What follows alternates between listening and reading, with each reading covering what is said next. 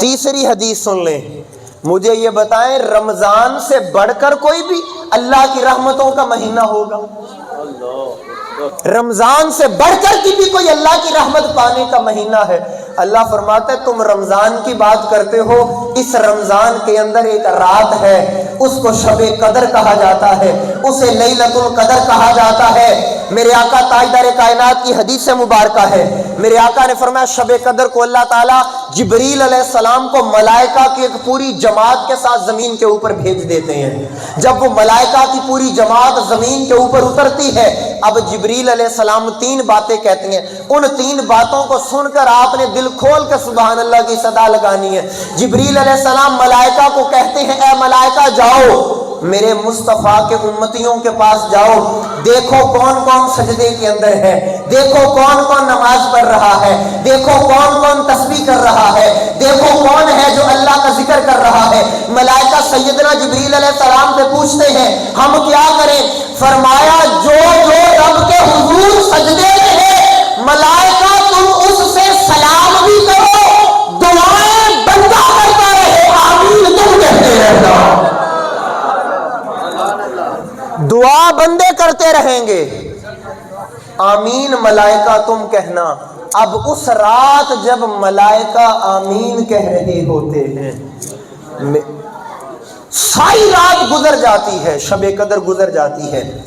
اب جب گزر جاتی ہے تو یہ ملائکہ جبریل علیہ السلام سے آ کر پوچھتے ہیں، کس سے پوچھتے ہیں؟ بولے بولے، جبریل علیہ السلام سے آ کر پوچھتے ہیں اے نوریوں کے سردار، ملائکہ کے سردار بتائیں نا، ہم نے آمین کہا، مصافحہ کیا، دعائیں دیں، اللہ نے اپنے محبوب کی امت کے ساتھ کیا سلوک کیا ہے؟ آج بتائیں کہ اللہ نے یہ رات شب قدر اللہ نے کیسا سلوک کیا ہے؟ میں بتا سکتا ہوں اگر ایک بار آپ کی زبانوں پر سبحان اللہ کا نغمہ آ جائے، ذرا بلند آواز سے آنا چاہیے یار۔ یہ تو بڑی بابرکت گھڑیاں ہیں جس میں ہمیں اللہ اور اس کے رسول کا ذکر سننے کو مل رہا ہے، تو کیسا ہی باکمال ہے، ہمیں سننے کو بھی مل رہا ہے اور کرنے کو بھی مل رہا ہے۔ اب جب جبریل علیہ السلام پوچھتے ہیں ملائکہ بتائیں اللہ نے اس امت کے ساتھ کیا سلوک کیا، جبریل علیہ السلام کہتے ہیں مبارک ہو، اللہ نے ساری امت کو معاف فرما دیا ہے، مگر اللہ نے 4 لوگوں کو معاف نہیں کیا ہے۔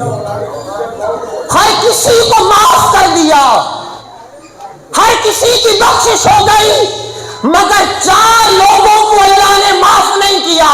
ملائکہ پوچھتے ہیں جبریل علیہ السلام وہ 4 لوگ کون سے ہیں؟ فرمایا وہ پہلا شخص جو شراب کا عادی تھا، رب نے اسے معاف نہیں کیا ہے، جو شراب پیتا تھا رب کی رحمت اس پر نہیں برسی۔ فرمایا دوسرا، فرمایا وہ ماں باپ کا نافرمان ہے جس کو رب نے معاف نہیں کیا ہے۔ تیسرا، رشتہ داروں سے تعلق توڑنے والا، چھوٹی چھوٹی باتوں پر کہنے والا کہ جاؤ میرا تم سے کوئی تعلق نہیں، بھائی بھائی سے تعلق توڑنے والا، وہ بہن جو بہن سے تعلق توڑ دیتی ہے، جو اپنے تعلق توڑ دیتے ہیں۔ آقا فرماتے ہیں اللہ تعالیٰ شب قدر بھی ان لوگوں کو معاف نہیں فرماتا۔ چوتھا وہ طبقہ جو دلوں کے اندر کینہ رکھتا ہو۔ اب میں ایک بات کرنے لگا ہوں دوستو، دل میں جگہ ضرور دیجئے گا، اور نوجوانوں ذرا میری آنکھوں میں آنکھیں ڈالو، ایک تصور کرو، حشر کا دربار لگا ہوا ہے، سب انبیاء کی امتیں کھڑی ہیں، جب یہ لوگ نکالے جائیں گے فرمایا جائے گا شرابی کو نکال کر ایک سائیڈ پر کھڑا کر دو، شرابی اٹھ کر کھڑا ہو جائے گا، ہر کوئی دیکھے گا یہ شراب پیتا تھا، یہ شرابی ہے۔ اور جب دوسرا حکم ہوگا اٹھو اب والدین کے نافرمانوں کو بھی کھڑا کرو، والدین کے نافرمان اٹھیں گے، کھڑے ہو جائیں گے، رشتے توڑنے والے کھڑے ہو جائیں گے، دل میں کینہ رکھنے والے کھڑے ہو جائیں گے۔ اب سب لوگوں میں سے یہ 4 لوگ، والدین کو ستانے والے، رشتے توڑنے والے، شراب پینے والے، یہ جب کھڑے ہوں گے سب پر رب کی رحمت برس رہی ہوگی۔ یہ محروم کھڑے ہوں گے۔ تو کون ہے جو یہ چاہتا ہے کہ قیامت والے دن میں رب کی رحمت سے محروم کر دیا جائے؟ کوئی نہیں چاہتا۔ ہر کوئی رب کی رحمت میں آنا چاہتا ہے، ہر کوئی رب کی رضا پانا چاہتا ہے۔ مجھے یہ بتاؤ، آپ یہ درس عرفان القرآن میں کیوں آتی ہیں؟ تاکہ رب کی رضا ملے۔ سجدے کیوں کرتے ہیں؟ رب کی رضا ملے۔ رمضان کے روزے کیوں رکھتے ہیں؟ رب کی رضا ملے۔ شب برات ہم نے صلاۃ و تسبیح پڑھی، رب کی رضا ملے۔ ذکر، اذکار، عبادات، سخاوت کس لیے؟ رب کی رضا ملے۔ جو بچہ اپنے باپ سے پیار کرتا ہے، ہاتھ اٹھا کر اپنی محبت کا ثبوت دیجیے گا اس حدیث پر۔ ہم سب کچھ کرتے ہیں رب راضی ہو جائے۔ میں نے کہا باری تعالیٰ تو راضی کیسے ہوتا ہے؟ فرمایا رب فی رضا الوالدی، اے بندے مجھے راضی کرنا چاہتا ہے، اپنے باپ کو راضی کر۔ جس کا باپ راضی ہو گیا اس سے خدا بھی راضی ہو گیا۔ اللہ تعالیٰ نے کس طرح ہمیں جوڑ دیا ہے، اور دیکھیں یہ ہے رضا کا سودا۔ کس کا ہے؟ بولیں، سبھی بولیں، رضا کی بات۔ اب کر لیتے ہیں جنت کی بات۔ رضا پڑی ہے باپ کے قدموں میں۔ رضا کہاں ہے؟ بولیں، یاد کریں، رضا کہاں پڑی ہے؟ باپ کے قدموں میں۔ اب ہم نے دیکھنا ہے جنت کہاں پڑی ہے۔ بولو یار، ماں باپ سے پیار نہیں ہے ہمیں؟ بندے کو تڑپ جانا چاہیے کہ ان ہستیوں کا ذکر ہو رہا جنہوں نے مجھے پالا، جنہوں نے اپنے منہ سے لقمے توڑ کر ہمیں کھلائے، جنہوں نے اپنی جوانی دے کر ہمیں جوان کر دیا۔ بالخصوص نوجوانوں میرے ساتھ اپنے جذبات کو جوڑنے کی کوشش کرو۔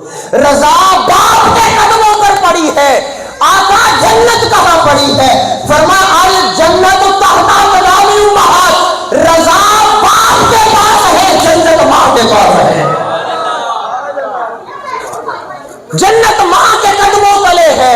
تو وہ نوجوان اب کیا کرے گا جس نے ساری زندگی ماں باپ کو ستایا ہوگا، جس نے کبھی ماں کا ادب نہیں کیا، جس نے باپ کا کبھی ادب نہیں کیا، جس نے باپ کا کہا نہیں مانا، جس نے ماں کا کہا نہیں مانا، الٹا ماں باپ کو رسوا کرتا رہا۔ تو مجھے یہ بتائیں، اب رضا باپ کے پاس ہے، جنت ماں کے پاس ہے، یہ کہاں جائے گا؟ یہ کہاں جائے گا؟ اور آگے چلیے ذرا اس موضوع کی آپ کو اور گہرائی کے اندر لے کے جانا چاہتا ہوں۔ ایک تصور آپ کے سامنے رکھنے لگا ہوں۔ ایک ہم ہیں کہ جو ماں باپ کا ادب نہیں کرتے۔ ایک یہ معاشرہ ہے جو آج اپنے ماں باپ کو ستا رہا ہے اور رسوا کرتا ہے۔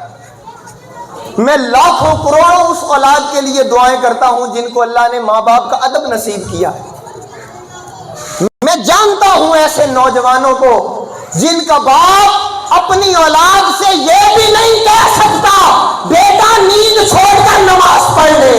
اتنی جرت بھی باپ کے اندر نہیں ہوتی۔ کیوں؟ اولاد باغی ہو چکی ہے۔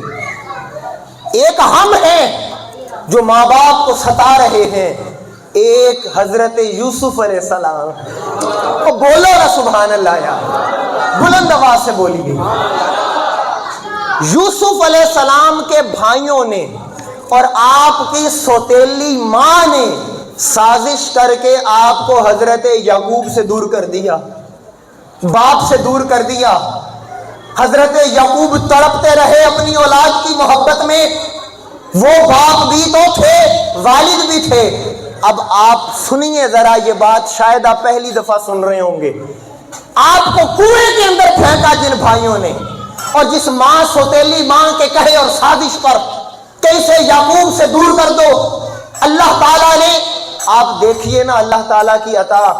کبھی یوسف علیہ السلام کنویں کے اندر ہیں، کنویں کے اندر پھینکے جاتے ہیں، کبھی باہر نکال کر سودا کیا جاتا ہے، بیچے جاتے ہیں، کبھی مصر کا بازار آتا ہے وہاں بیچے جاتے ہیں۔ مگر رب اپنے رب ہونے کا اظہار کیسے کرتا ہے؟ اللہ فرماتا ہے اے لوگوں قرآن سے یہی سیکھ لو، دیکھو میرے یوسف کو باپ سے دور کر دیا گیا، میرے یوسف کو کنویں کے اندر پھینک دیا گیا، میرے یوسف کو بیچا گیا،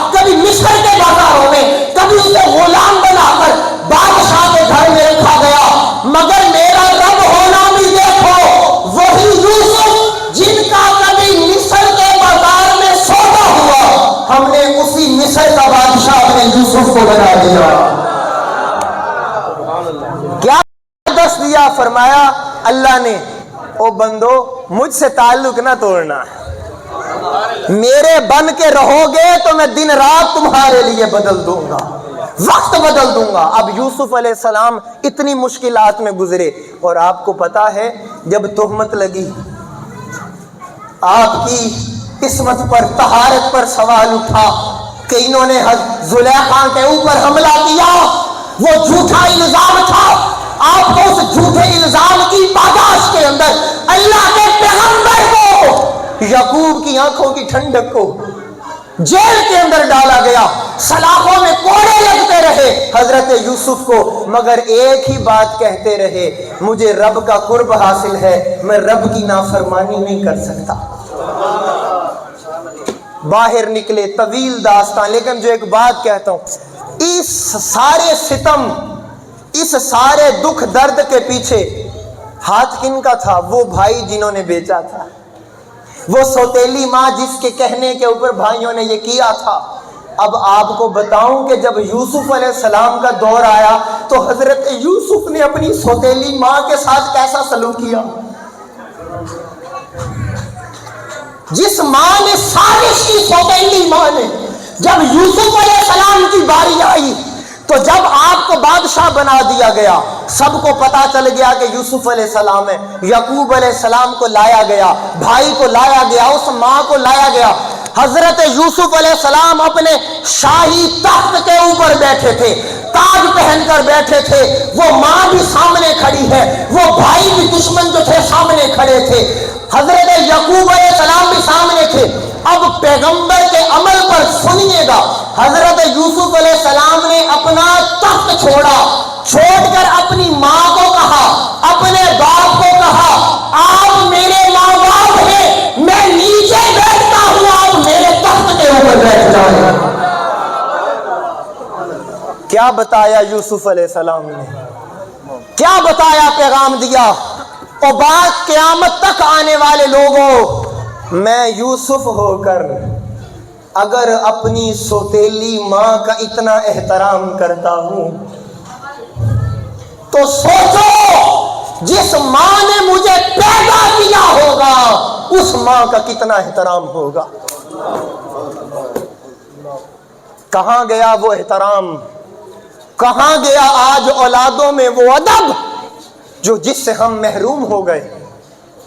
اور آج میں کیوں کہتا ہوں آپ تمام لوگوں کو کہ اپنے بچوں کو ساتھ لے کے آیا کرو, میں کیوں کہتا ہوں کہ جب جمعہ پڑھنے جاتے ہو اپنے بچوں کو ساتھ لے کے جایا کرو, جب تک آپ کا بچہ اس کے دل کے اندر یہ باتیں اتریں گی نہیں, وہ کیسے جانے گا کہ ماں باپ کون ہوتے ہیں. تو اس لیے ضروری ہے ان نشستوں کے اندر اپنی اولادوں کو ساتھ لے کر آؤ کہ بیٹا سن ماں باپ کون ہوتے ہیں, آقا سے تعلق کیسا ہونا ہے, اہل بیت سے تعلق کیسے بنانا ہے, صحابہ کون تھے, اولیاء کون تھے. جب آپ کا بچہ قرآن اور حدیث کا نور سنے گا پھر ایسا ہو نہیں سکتا سینے میں قرآن کا نور ہو اور بچہ ماں باپ کا نافرمان ہو جائے, ایسا ہو نہیں سکتا. اب آگے آئیں ذرا, اب دیکھیں یہ سارے تصور پیش کرنے کے بعد اب میں قرآن سے پوچھتا ہوں, قرآن تو بتا فرما بردار اولاد کیا ہوتی ہے اور نافرمان اولاد کیا ہوتی ہے.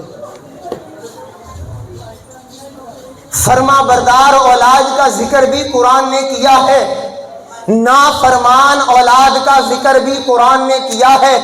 قرآن کے اندر اللہ رب العزت نے فرمایا, دیکھیں توجہ ہے تمام ماں باپ کی, ذرا ہاتھ اٹھا کر سبحان اللہ کی صدا لگائیں نا, نعرے ذرا نعرے لگوائیں نا رحمت.